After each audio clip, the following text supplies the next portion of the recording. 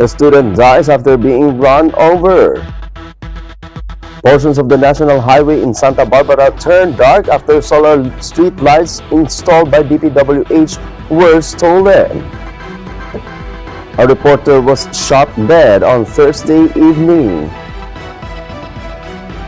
And 1 peso increase per liter of fuel expected next week.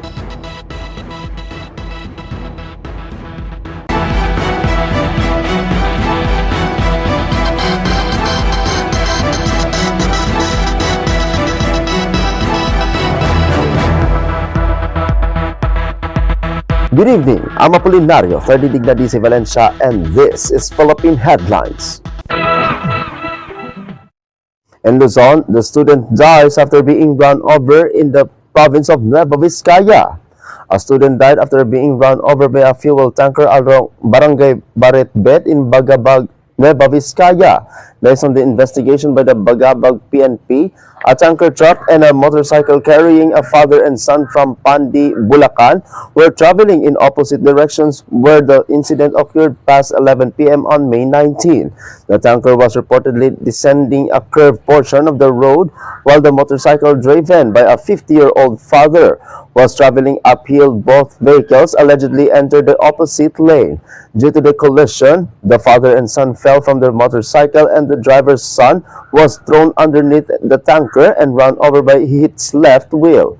The son, who was identified as a graduating student, was declared dead on arrival, while the father was rushed to the hospital after immediate treatment.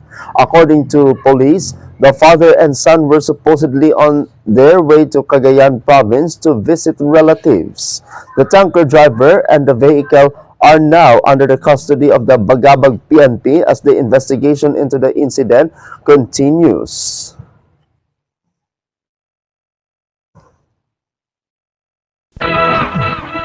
In Visayas, the portions of the National Highway in Santa Barbara turned dark after solar street lights installed by DPWH were stolen. The several portions of the National Highway in the municipality of Santa Barbara turned dark after 129 solar street lights installed by the Department of Public Works and Highways, or DPWH, were stolen.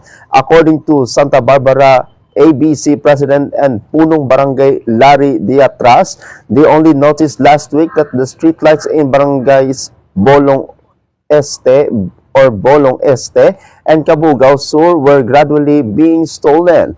After viewing CCTV footage, authorities saw 3 suspects working together to remove the solar street lights at around 3 a.m., prompting them to report the incident to authorities. Diatras said each street lights cost 34,000 pesos and the total value of 129 stolen solar street lights amounts to more than 4.3 million pesos. Meanwhile, Police Lieutenant Christopher Juarez, Deputy Chief of Police of the Santa Barbara Municipal Police Station, said the suspects have already been identified and they are only waiting for the DPWH decisions on the whether theft charges to be filed against them. It was learned that the said project has not yet officially turned over by the DPWH to the Santa Barbara LGU.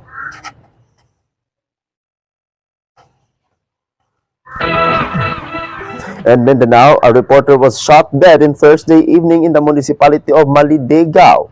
The victim was identified as Nestor Teting Micator, a DJ and reporter of their local radio station in the municipality of Pikit, the province of Cotabato. Aside from being a journalist, he also served as a Lupon member in Barangay Fort Pikit in Maligayao in SG Ibar. Tragically, Sir Micator was killed right in front of their barangay hall. The local government, fellow journalists, and various sectors strongly condemned the violence against media workers, describing it as a threat to press freedom in the region.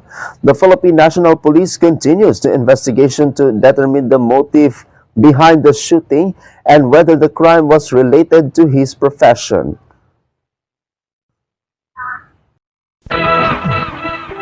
In the other news, 321.8 million pesos in the distributed to 31,782 corn farmers in Cagayan by DSWD. Beneficiaries from the municipality of Tuao, Piat, Rizal, Santo Niño, and the city of Tuguegarao gathered at the Tuguegarao City People's Gym for the Emergency Cash Transfer Program of the Department of Social Welfare and Development, or DSWD. DSWD Secretary Rex Gatchalian led the distribution of approximately 321.8 million pesos in assistance for 31,782 corn farmer beneficiaries in the province of Cagayan. The ECT is the Post-Disaster Cash Assistance Program of the DSWD, aimed at the providing immediate financial aid to families affected by calamities and other emergencies to help them recover and restore their livelihoods. The distribution is being conducted amid the ongoing state of calamity in the province of Cagayan due to the severe drought that caused significant damage to the agricultural sector, particularly corn production in the province.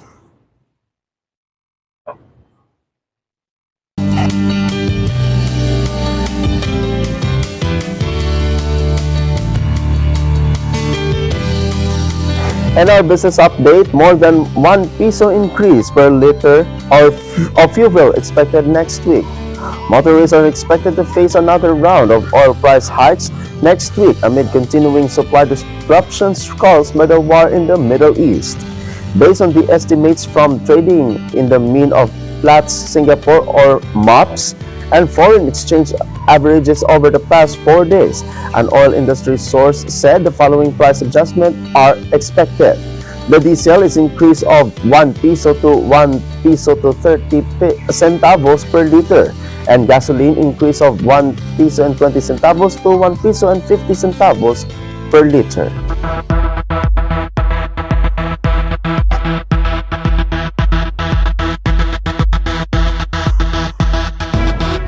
And that is Philippine Headlines this Friday, May 22, 2026.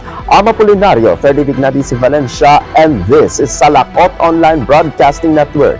Good night, Philippines. Amping kasadya.